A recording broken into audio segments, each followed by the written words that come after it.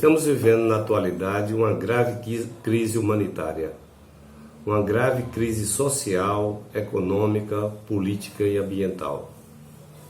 A Covid-19, a pandemia que se espalhou pelo mundo inteiro nesse ano de 2020, ela tem explicitado as desigualdades, tem explicitado a perda do trabalho, do desemprego, da falta de moradia e do processo de empobrecimento das pessoas e principalmente da fome.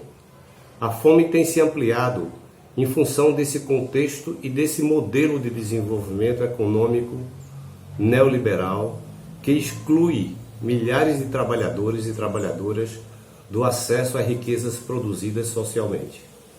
Por outro lado, a pandemia desnuda esse quadro de pobreza que existe no Brasil. Nós temos visto que milhares de pessoas estão em plena situação de vulnerabilidade social. Pessoas que não têm sequer o que comer no seu dia a dia. Pessoas que vivem com menos de R$11 por dia para se manter. Uma renda muito baixa que não consegue atender às necessidades fundamentais dos seres humanos, principalmente o direito à alimentação.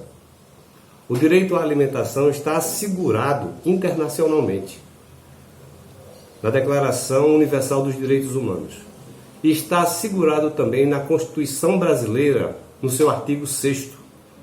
Todo cidadão brasileiro, todo cidadão que nasce no Brasil tem direitos sociais, tem um direito à alimentação assegurado pelo Estado. Deve ser assegurado pelo Estado. Nesse contexto em que nós, os brasileiros, e o Brasil volta ao mapa da fome, é importante fortalecer estratégias de desenvolvimento que traga a agricultura familiar para a centralidade do debate. Por que isso? Porque a agricultura familiar, ela produz hoje, atualmente, 70% de tudo que nós brasileiros consumimos. A carne, feijão, ovos, leite, milho, arroz, entre outros produtos. Então, para assegurar esse direito fundamental da alimentação, é fundamental que o governo, que os estados, que os movimentos sociais, que a universidade apoiem, incentive a agricultura familiar. Nesse contexto, nós estamos falando da produção de alimentos, não de estímulo à produção de mercadorias, não de estímulo à produção de commodities por grandes corporações transnacionais, empresas latifundiárias, agronegócios para exportação e gerar lucro para poucos.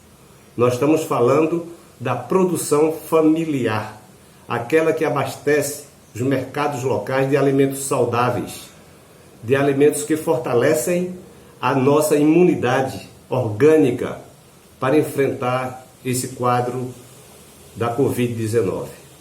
Nesse sentido, é importante compreender que a terra no Brasil está fortemente concentrada. 1% dos grandes proprietários de terra detém mais de 50% de toda a terra agricultável do Brasil. A Constituição brasileira ela é muito clara. Ela diz que a terra tem que cumprir a sua função social. Existe muita terra improdutiva que não cumpre a sua função social, que não produz alimentos para abastecer as pequenas e as grandes cidades no Brasil.